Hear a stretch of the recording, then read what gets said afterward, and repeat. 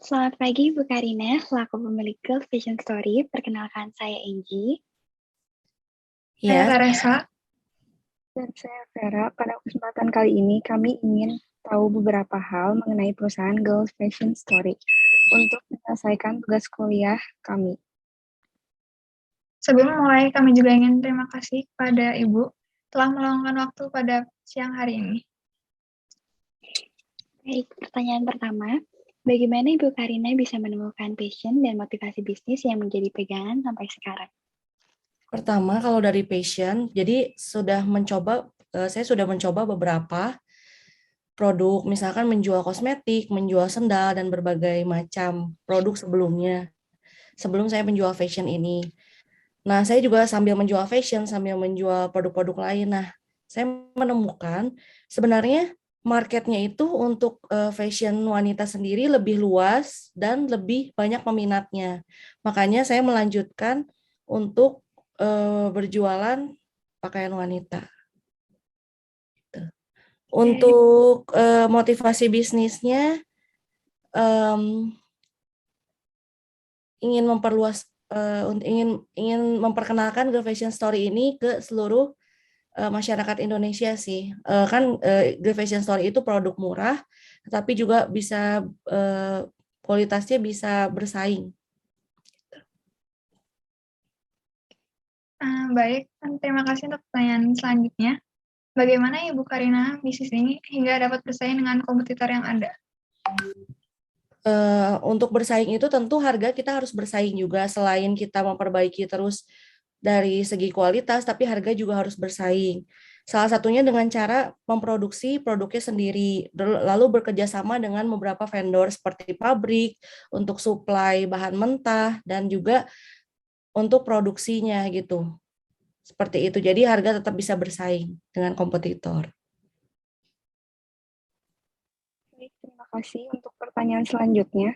Bagaimana Ibu Karina menjalankan feasibility analysis produk terhadap bisnis yang sedang dijalani saat ini? Visibility itu sendiri berarti kan kelayakan dari produknya.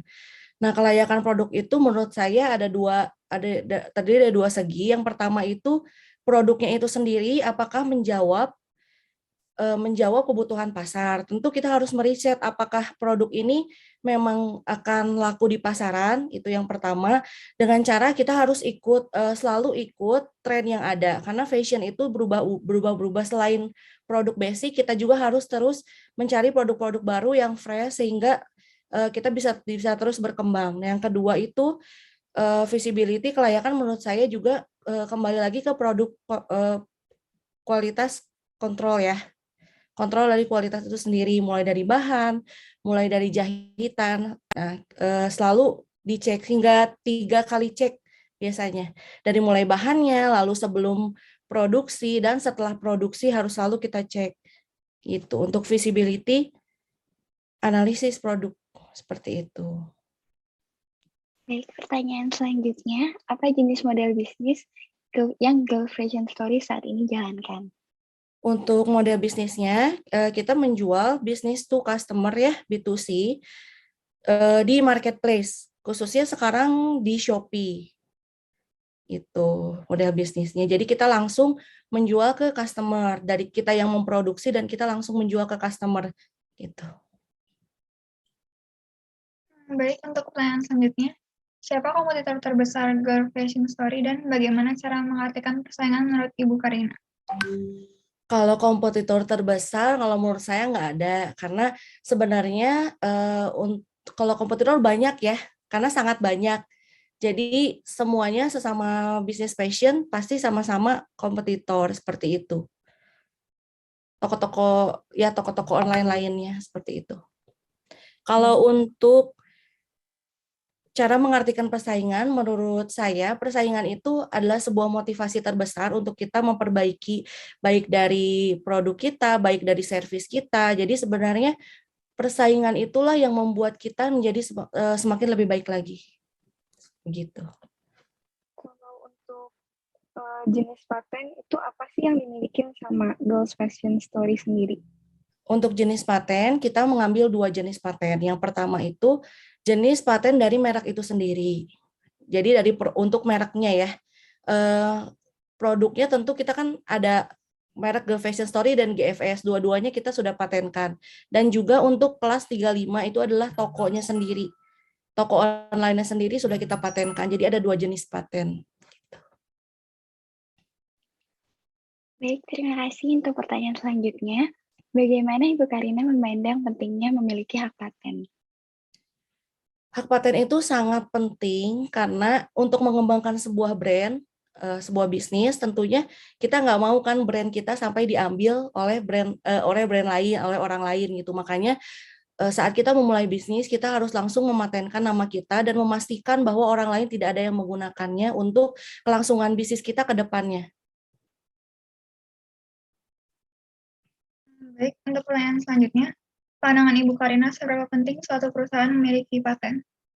Iya, jawabannya mirip-mirip sama yang tadi sih. Penting banget karena supaya kita bisa survive ke depannya. Jadi kita patennya itu harus di awal dan harus memastikan tidak ada orang yang menggunakan paten kita di sebelumnya gitu. Untuk harapannya sendiri dari Bu Karina ke depannya gimana perusahaannya? Ya, untuk harapannya tentu menjadi lebih baik lagi, lebih mengerti kebutuhan konsumen, dan juga memperbaiki servis kita, karena di penjualan online ini sangat penting di servis ya, baik di customer service, baik di kecepatan pengiriman, dan juga pokoknya fulfillment ya. Istilahnya fulfillment-nya itu harus lebih baik lagi. Seperti itu. Itu saja. Ibu Karina, untuk pagi ini waktunya udah bersedia juga jawab pertanyaan kita, bantu tugas kita juga. Semoga bisnisnya semakin sukses dan maaf apabila kita ada salah dalam berkata-kata. Terima kasih, sampai ketemu di lain kesempatan. Terima kasih.